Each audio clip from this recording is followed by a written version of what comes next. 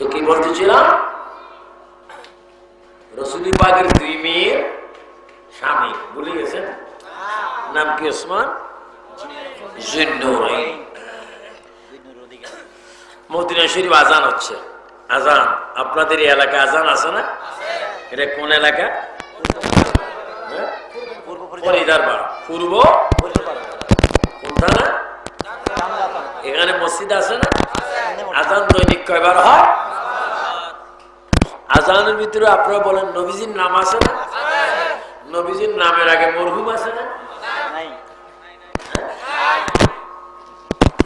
আশহাদু আন্না মরহুম মুহাম্মদ রাসূলুল্লাহ। কেউ যদি বলে মরহুম মুহাম্মদ রাসূলুল্লাহ, তার গালের সামনে থাকবে, জুতার বাড়ি পড়বে না? মুয়াজ্জিন যদি বলে এত সুন্দর আজান দিলাম, জুতা কেন? কোন নবীর নামের আগে মরহুম কেন? কহ আমি আলেম বালা খাচ্ছি খারাপ।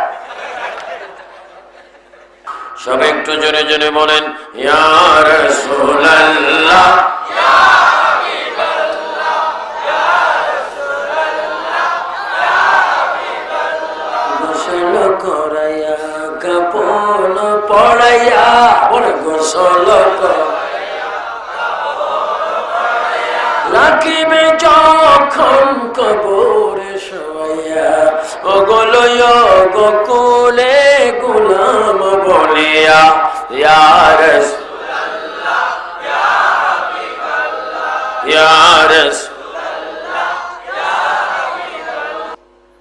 আমার নবীজি মা আয়েশা সিদ্দিকার হুজরা শরীফ থেকে মসজিদ নববীতে নামাজ পড়ার জন্য তিনি বাইরে হলেন।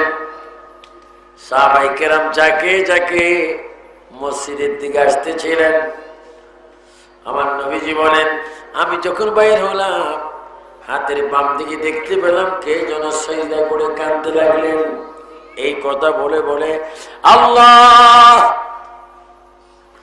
আমি কিভাবে কবরের দিন কাটাবো, কিভাবে আমি কবরে থাকবো, কিভাবে কবরের দিন রাত আমি কাটাবো। নবীজি বলেন আমি মসজিদে যাইতেছিলাম, একটা মানুষ কবরের চিন্তা অস্থির হয়ে কাঁদতেছিলেন। আমি মানুষটার পেটের উপর গিয়ে হাত দিলাম, এবার দেখি এই মানুষটার কেহ নয়, আমার দুই মেয়ের স্বামী হযরত ওসমান গনি কবরের চিন্তায় পড়ে পড়ে কাঁদতেছে। জোরে বলুন সুবহানাল্লাহ। নবীজি আপন মেয়ে যাবে, কাঁদতেছেন কিসের জন্য? কবরের চিন্তা। কিভাবে যাব, কিভাবে থাকবো? আল্লাহ নবী বললেন ওসমান তুমি কাঁদছো কেন? টাকা পয়সা ডলার দিলারের কোনো অভাব নাকি? ওসমান বলে ইয়া রাসূলুল্লাহ, আল্লাহ তাআলার শুকর, আল্লাহ তাআলার শুকর, আমার সম্পত্তির কোনো অভাব নেই, টাকার কোনো অভাব নেই, উটের কোনো অভাব নাই, দুব্বার কোনো অভাব নেই। হুজুর শুধু কান্দি, কবরের মধ্যে আমি কিভাবে থাকবো? ইয়া রাসূলুল্লাহ, কবরের ভিতরে কিভাবে যাব, কবরের ভিতরে কিভাবে থাকবো, প্রথম কবরের দিন কিভাবে আমি কাটাবো, প্রথম কবরের রাতটা আমি কিভাবে কাটাবো? উপরে মাটি, নিচে মাটি, ডাইনে মাটি, বামে মাটি, পায়ের দিক মাটি, মাথার দিক মাটি, সর্বদিক মাটি থাকবে, কিভাবে আমি কাটাবো? আমার রাসূল কেঁদে দিলেন ওসমান তুমি কেঁদো না, তোমার অনেক অর্থের বিনিময়ে আমি ইসলাম প্রচার করেছি ওসমান, তুমি কেঁদো না। আমি রাসূল ওয়াদা দিলাম তুমি যেই কবরে যাবে ওই কবরে তুমি যাওয়ার আগে আমি নিজে যাব। জোরে বলুন সুবহানাল্লাহ। আল্লাহু আকবার।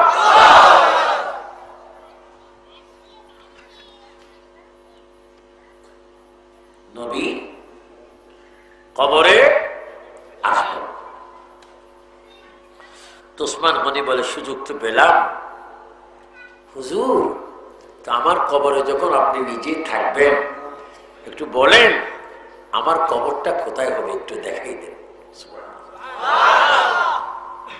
নবী কবর দেখাই দেওয়ার ক্ষমতা আছে কিনা? নবী কবরবাসীদের সাথে কথা বলার ক্ষমতা আছে কিনা? কিন্তু আমার নবী সাথে তিনি কবরের মধ্যে কথা বলেছেন। কারণ নবী দুনিয়ার জন্য নবী, আখিরাতের জন্য, যারা জীবিত তাদের জন্য নবী, যারা মৃত সুবহানাল্লাহ।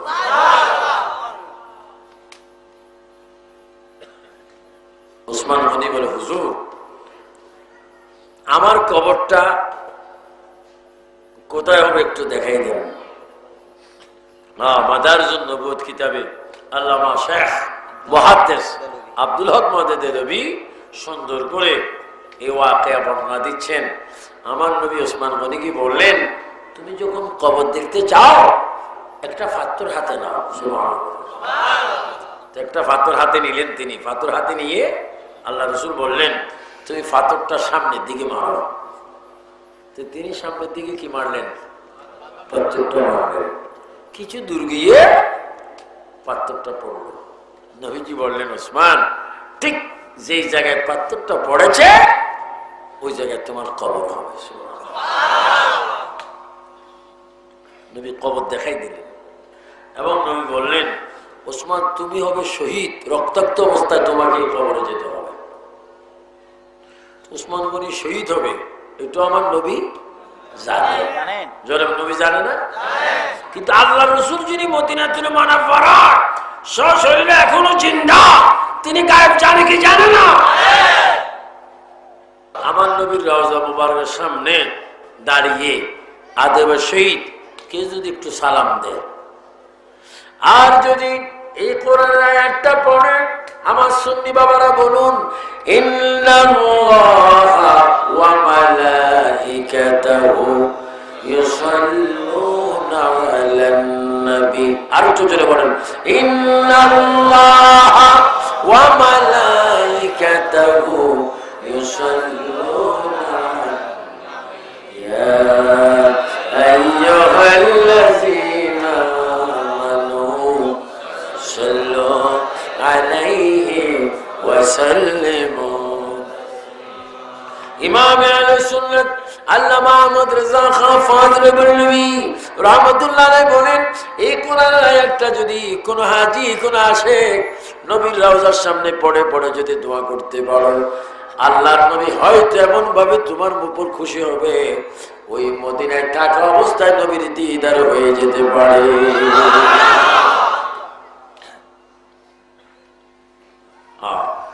আল্লাহ যেমন আমাদেরকে মদিনা শরীফ আদবে শহীদ বারবার যাওয়ার তৌফিক দান করেন। আমিন। আল্লাহ নবী বললেন, ওসমান তোমার কবরটা হবে এখানে। ওসমান বলেন, হুজুর আমার কবরটা কেন আমাকে পাথর মেরে আপনি আমাকে চিহ্নিত করে দিলেন, এই দেতে দূরত্ব আমাকে পাঠালেন, এর মধ্যে হাকিকত কি, নিয়ামত কি, শান নজুল কি? আমার নবী বলে, ওসমান ওখানে তোমার কবর হবে আর এখানে আমার রওজা হবে। এই মাঝখানে যে দূর জায়গা, খালি জায়গার ভিতরে যদি কোনো মানুষের কবর হয়, কিয়ামত পর্যন্ত তাদের কবর আর আযাব হবে না। ওসমান গনি ডাক দিচ্ছি, হুজুর এই নিয়ামত পূর্ণ কথাটাকে কেন বললেন না? যদি বলতেন আমার যত শক্তি আছে শক্তি দিয়ে পাথরটা মারতাম, কোটি কোটি মুসলমানের আযাব থেকে আমি বন্ধ করে দিতাম, কবর আযাব থেকে। আল্লাহ নবী বলেন, ওসমান রে, ওসমান এই দায়িত্ব তোমার নয়, শুনো। আর নবী আওলা বিল মুমিনিনা মিন আনফুসিহিম, তুমি কি জানো না আমি চাঁদগাঁও বুঝি না, চট্টগ্রাম বুঝি না, বাংলাদেশ পাকিস্তান বুঝি না, ভারত আমেরিকা বুঝি না। ওসমান অল বিশ্বের মধ্যে কোন মুমিন ইমানদার জীবিত হোক আর কবরে যাক, আমি রাসূল ওয়াদা দিলাম, উম্মত যদি ইমানদার হয়, মহিলা উম্মত যদি ইমানদার হয়, আমি তোমাকে জানাই দিলাম, ইমানদার কবরে থাকবার দুনিয়া থাক, তার জানের চাইতে কাছে আমি রাসূল থাকব।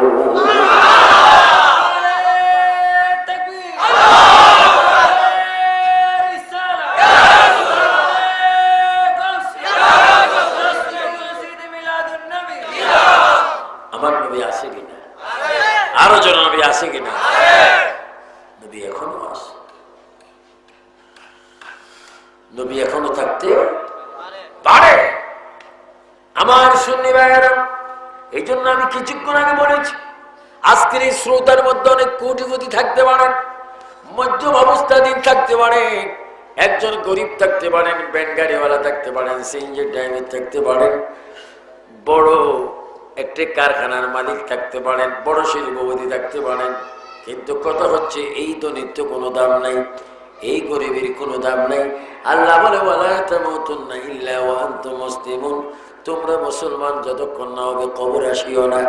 আল্লাহ রে মুসলমানকে কয় যে ব্যক্তি আমাকে মানে, আল্লাহ মুসলমানকে কয় যে ব্যক্তি আমার রাসূল মানে, আল্লাহ মুসলমানকে কয় যে ব্যক্তি ওলি আল্লাহ মানে, আল্লাহ মুসলমানকে কয় যে ব্যক্তি 5 ওয়াক্ত নামাজ পড়ে, 30টা রোজা রাখে, মা বাবার খেদমত করে, ওলি আল্লাহকে মানে জিয়ারত করে এবং আমি আমার নবীর সুন্নতকে পালন করে ওই ব্যক্তি মুসলমান হয়ে যায়। মুসলমান হয়ে যায় যদি কবরে আসে, তার লাশটা পিঠটা কবরের মাটিতে লাগার আগে আল্লাহ রসুল তাকে গিয়ে কবরের মধ্যে কোলে তুলে নেয়। যে নামাজ ফজর আজান যখন হবে, আজকে মুয়াজ্জিন বলবে আসসালাতু খায়রুম মিনান নাওম, সবাই বলেন আসসালাতু খায়রুম মিন, গুম হতে নামাজ ভালো, বলেন গুম হতে না, এই কথা বলবেন। মুয়াজ্জিন তুরুফুর খোদার গজব, আমি ওয়াজ শুনতে শুনতে ক্লান্ত দুর্বল, নিয়ত করছি 10টার আগে উঠতাম না। এই কাঁদের ফেরেশতারা বলবে কিরি ব্যাক কর, ওয়াজ শুনছিলি, হাত তুলেছিলি নামাজ পড়তে, এখন নামাজ পড়স না। এজন্য সকলকে আমি অনুরোধ করে বলবো, বিশেষ করে আজকে যিনি মাহফিল করাইছেন তার নাম কি? মোহাম্মদ ফোরকান সাহেব। অনেক কষ্ট করে, কষ্ট কি আল্লাহ তৌফিক দিয়েছেন, হ্যাঁ মাহফিল করেছেন। এই মাহফিলটা বেহেশতের বাগান, এই জমিন আমাদেরকে সাক্ষী দিবে। ও আম্মা বিনিআমাতি রাব্বিকা ফাহাদ্দিস, হাসরের ময়দানে জমিন হাদিস বলবে আল্লাহ এই মাটিতে বসে তোমার বান্দা ওয়াদা করে নামাজ পড়েছে, তাকে বেহেশত দাও। সুবহানাল্লাহ। আমার যুবক ছেলেরা বলো বেহেশত চাও না? এই যুবকরা তোমরা হাত তোলো, বেহেশত চাও না? বেহেশত চাইতে হলে নামাজ লাগবে কিনা? নামাজ পড়ার জন্য হুকুম কার? আমিন বলো। আজকে আবু সুফিয়ান আবিদ আল কাদির সালাম তোমাদের মা বোনকে পৌঁছাই দিবে যে মা বোন স্ত্রী কি বলবেন যে হুজুর বলেছে নামাজ ঠিকঠাক ভাবে পড়তা, যদি পড়ো মেয়েরা ফাতেমার সাথে হাসর হবে আর আমাদের সিদ্দিক আকবরের সাথে হাসর হবে। তাহলে কোন মানুষ জাহান্নামে যাক, এটা কি আমরা চাই? এজন্য মুসলমান যখন বিপদে পড়বে, একটা সমাজে একটা উপযুক্ত মেয়ে আছে, বিয়ে দিতে পারে না টাকার অভাবে, সমাজে যারা ধনী মানুষ বা কয়েকজন একত্রিত হয়ে একটা মেয়েকে যদি উপযুক্ত মেয়েকে বিয়ে দিতে পারো, তাহলে তুমি একটা মসজিদ করার সওয়াব পাবে। যদি কোনো বিমারি ডাক্তার ওষুধের কি দিয়েছে, ওষুধে সিলিপ কে কইছে বালা একবার খাস কথা, এটি বলো বাংলা ভাষার ভিতরে আবার ইংলিশ বাবু। এখন রিক্সাওয়ালারও ইংলিশ কয় বাবা একটু রাস্তা একটু আস্তে ধীরে চালাও, কসুর মারিতে না আমার আইডিয়া আছে।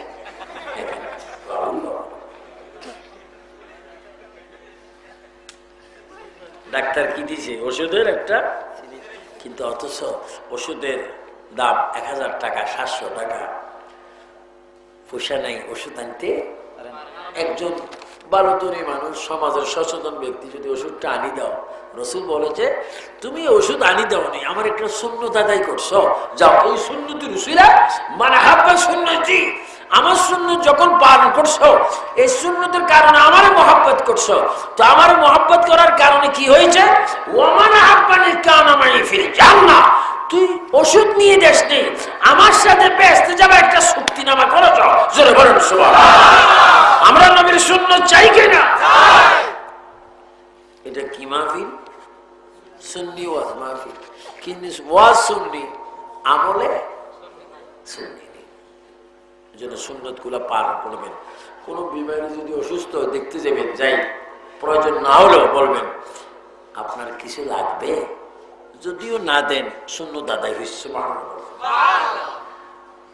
ডাক্তার আনতাম, আল্লাহ বলেন, নসুল বলেন, তোর এই মা বাপ যদি তোর জন্য মূর্খ, তোমার এই মা বাবার পায়ের নিচে তোমার বেহেশত। আমার যুবক ছেলেরা বলো, মা বাবার খেদমত চাই কিনা? এই জন্য মা বাবার খেদমত বেশি বেশি করবেন। এই যে ফুরকান উদ্দিন সাহেব আজকে যে এখানে মাহফিল করার সুযোগ করে দিয়েছে, আর আপনাদের মা বাবার কথা শুনতেছেন, যদি আপনার আমল করেন, ওনার আমলে আল্লাহ সওয়াবগুলো দান করবেন। ওনার পূর্বপুরুষ যদি কবরে চলে গিয়ে থাকে, তাদের কবরকে আল্লাহ জান্নাত বানাবেন। এই জন্য আমার ভাইয়েরা, আপনার সব সময় আমল করতে চেষ্টা করবেন। এক মুসলমানকে দেখলে কি দিবেন? সালাম দিবেন। সালাম সুন্দর করে সালাম দিবেন। আল্লাহর নবী দু জাহানের বাদশা নবীর স্ত্রীগণ কয়েকজন বিবি ছিলেন। সমস্ত বিবিরা, বিশেষ করে মা আয়েশা সিদ্দিকা রাদিয়াল্লাহু তাআলা আনহা বলেন, রাসূল মসজিদ থেকে আসতেন, খ্রিস্টান ইহুদির কাফেরের বাড়ি আমারে 5 কেজি গালি দিছে। এখন মাহফিল থেকে আসে আমারে কি করতেছে? এই আজকে খেদমত করবো স্বামীর। সালাম দিলে মহাব্বত বাড়ে। সুবহানাল্লাহ। স্বামী তার স্ত্রীর প্রতি সালাম, স্ত্রী স্বামীর প্রতি সালাম। যদি আপনি কোথাও ব্যবসায় চলে যান, চাকরির মধ্যে চলে যান, আপনার স্ত্রীকে বলবেন আসসালামু আলাইকুম, আমি যাচ্ছি, যদি বেঁচে থাকি আবার দেখা হবে। আবার স্বামী যদি সালাম দেয়, স্ত্রী যদি সালাম দেয়, রাসূল বলে কোন সংসারে যদি সালাম আদান প্রদান হয়, ওটা মজবুত মুসলমান হয়ে যায়। ওই মজবুত মুসলমান মৃত্যুর সময় অটোমেটিক কলমা শরীফ তার জবানে এসে যায়।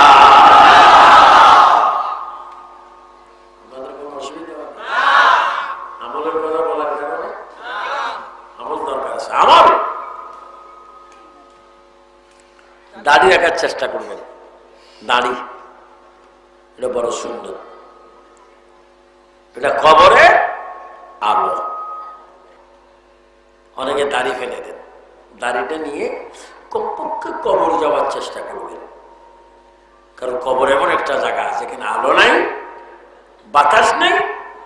যদি ঈমান সাথে দাড়িটা কবরে নিয়ে যাইতে পারেন, এই দাড়িগুলোর মধ্যে এমন একটা নূর বাইর হবে, কবরের চতুর্দিকে 70 গজ আলো হয়ে যাবে।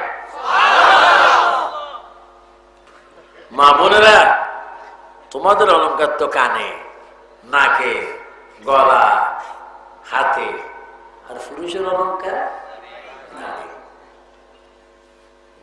ওই জন্য খবরদার, অনেক মহিলা আছে দাড়ি টাড়ি আসেনি, বলো দাড়ি থাকলে নট, না থাকলে ইয়াস।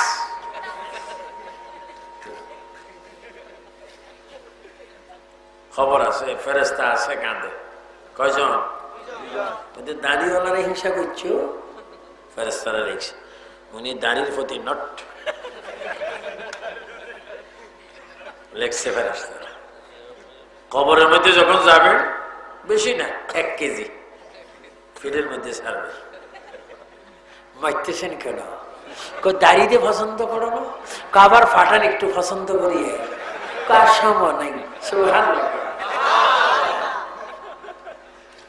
কি ওয়াজগুলোকে গায়ে লাগেনি?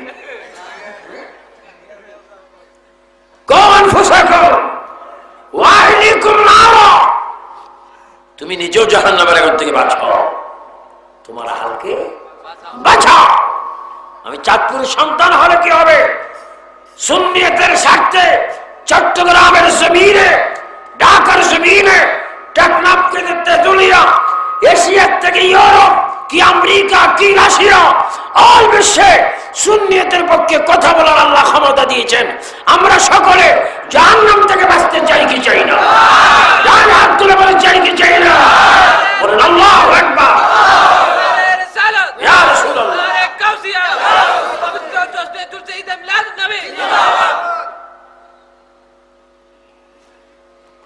এজন্য দাড়ি রাখার চেষ্টা করবেন। একজন মুসলমান হিসাবে মাথায় টুপি দেওয়ার চেষ্টা করবেন, মেসওয়াক করার চেষ্টা করবেন পবিত্রতার জন্য ঢিলা নেওয়ার চেষ্টা করবেন, নখগুলো ছোট রাখার চেষ্টা করবেন, দাঁতটা পরিষ্কার রাখার চেষ্টা করবেন। কারণ হাদিস শরীফে আছে তোমার সমাজ তখন সুন্দর হবে, ইবাদত তখন তোমার কবুল হবে। আর তুহুর শত্রুন ঈমান, পরিষ্কার পরিচ্ছন্নতা ঈমানের অঙ্গ। যদি পরিষ্কার না হয় দোয়া কবুল হওয়ার কোনো রাস্তা